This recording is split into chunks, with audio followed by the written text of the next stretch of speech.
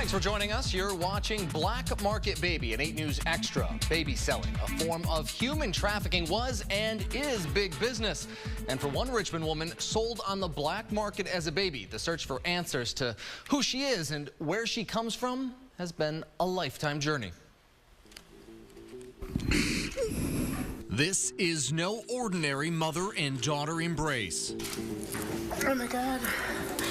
Last time I saw you, you were like probably about this big. You were 4 days old. You're watching a reunion 34 years in the making. 34 years I waited for this.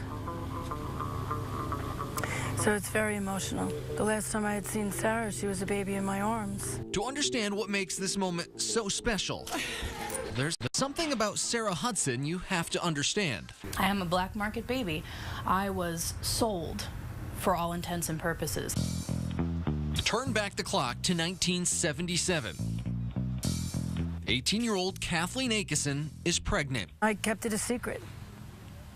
Only 2 girlfriends and my boyfriend, who's now my husband, knew what I was going through. Knowing she can't take care of a baby, I found an ad in the paper. It reads, pregnant, undecided, confused, and worried. We care. Thinking about adoption? Call Collect. When I called the ad in the paper, a woman posed as a nun. She said her name was Sister Marie. And through the nuns, they said, well, we have a lawyer that can help you out. And that's when Finchel got involved. Seymour Fenichel, also a rabbi, was supposed to help facilitate an adoption, but it turns out he was a black market baby broker. Court documents show that using the ads in newspapers and supermarket tabloids, he, along with cohorts Harriet and Lawrence Lauer, lured and coerced hundreds of pregnant women into his illegal adoption ring, selling their babies to the highest bidder. Here's how it played out for teenage Kathleen. Fenichel puts her up in a New York City apartment, promising to find her baby a good family. She gives birth in this Long Island hospital. I actually got to hold her for 3 days. A woman claiming to be the adoptive mom's sister visits her hospital room. She was just right with me and hugging me and telling me how brave I was and whatever else, and that her sister was going to be so happy. They walk out of the hospital together, and then things take a dark twist. And then all of a sudden, she just grabbed the baby from my arms and jumped in a car with a man sitting in the car, and they locked the doors, leaving my boyfriend and I in the parking lot, and they drove away. Last time you saw her? That was the last time I saw her. That woman who snatched Sarah was not her adoptive aunt. It was, in fact, Fenichel's partner in crime, Harriet Lauer. That one? Yeah. That's her?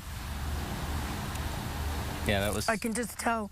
Kathleen doesn't learn this part of how she was tricked until we show her a picture of Lauer. That's the one that posted as her sister. And I'm thinking she's a friend, and now it just kind of makes sense. It was really just get the baby and run, because that's exactly what she did. Fast forward 30-some years. Sarah Hudson, a paramedic in Richmond, develops a nearly fatal blood clot. I came within hours of dying, and I was in the hospital, I was in the ICU. People kept asking me, what's your family history? What's your family medical history? That's a reasonable question for people to be asked, and I could only respond with, I don't know. Sarah knew she'd been adopted, and it was now time for answers. When she turned to her adoptive parents for help in tracking down her birth parents, they told her the name of the adoption agency they used, Child Haven of northeastern Pennsylvania, and a lawyer named Seymour Fenichel. Sarah Googled him. All of a sudden, these articles pull up on the screen that say, where have all the babies gone? Black market babies. Sarah had made a disturbing discovery about her life. It broke my heart when I found it out. Fenichel and company were indicted in 1988 for running a large-scale illegal and fraudulent baby-selling business. Court documents describe the horrific scheme, how the group threatened birth mothers into giving up their babies. Finchel's grip on me was so tight. And defrauded prospective families by spending large sums of cash for alleged needs of the mother.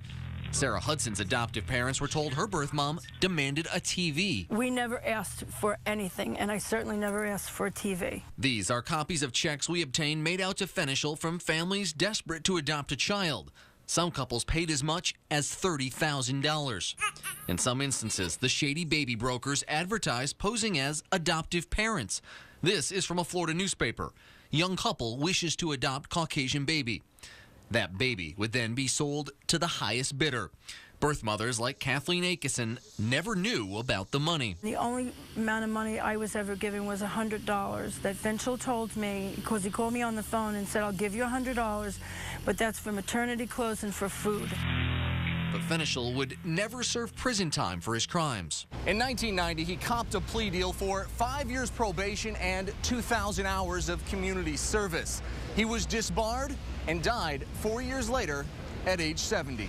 In New York, the birth records of adoptive children are permanently sealed by the court, and dead men tell no tales. When I found out how I was adopted last year, that dashed all of my hopes. When we come back, how Sarah Hudson's search for her birth family leads her to a discovery she's always dreamed of. Stay with us. Welcome back to Black Market Baby. Sarah Hudson has just learned she's not just a normal adoptee, but was in fact sold at birth. When I found out how I was adopted last year, that dashed all of my hopes. Hopes of ever finding her family. But what Sarah did find right away was a family of other black market babies. Kids sold in back alleys and parking lots across 3 decades, banding together on the internet. Facebook has been a really interesting tool in all of this. In this forum, the Seymour Finchel Adoptees, founded by Rachel Bernstein, I'm one of thousands. The black market babies share stories and trade tips for finding answers that the government refuses to unseal. What right do they have to decide who gets to see what when it's a document that pertains directly to you as a person? Under New York laws and the laws of many other states, including Virginia, the birth records of adopted children are sealed by the court. It takes an act of God, relatively speaking, to unseal these records. Refusing to be deterred, Sarah's husband Tom, a VCU police officer, kept digging. It took a lot of time. Sarah's adoptive parents told her they picked her up from Seymour Finchel in a parking lot. My adoptive parents don't remember exactly where. They just know that it was out on Long Island. They had one other clue. My adoptive mother made it a point to memorize the last name of my biological mother. With little to go on, Sarah Hudson's quest for answers brought her here to the New York Public Library in Manhattan. They started searching phone books. They have telephone books dating back to the Dark Ages. Archived on microfilm. The really big lead that we got was finding a gentleman with the same last name.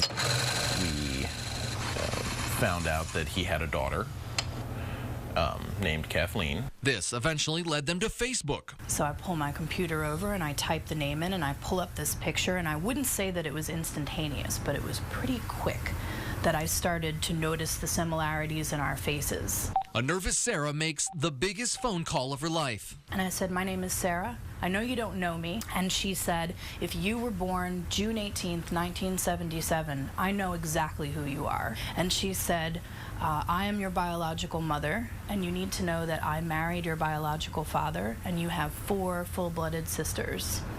And that's when I started crying. That takes us to a car in Long Island on a recent Sunday afternoon. Just kind of a ball of nerves, I guess.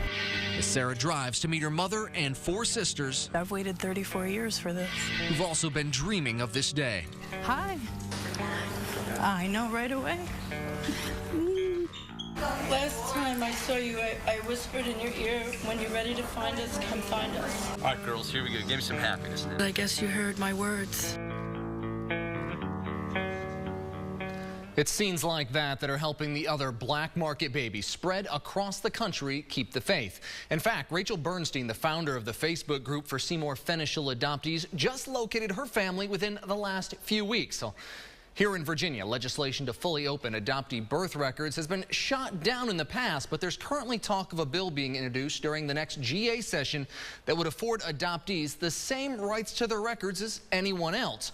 We'll have that story tomorrow on 8 News. And remember, if you have a story you'd like me to look into, you can always email me at ajinvestigates@wric.com or find me, AJ Investigates, on Facebook. Thanks for joining us for the 8 News Extra Black Market Baby.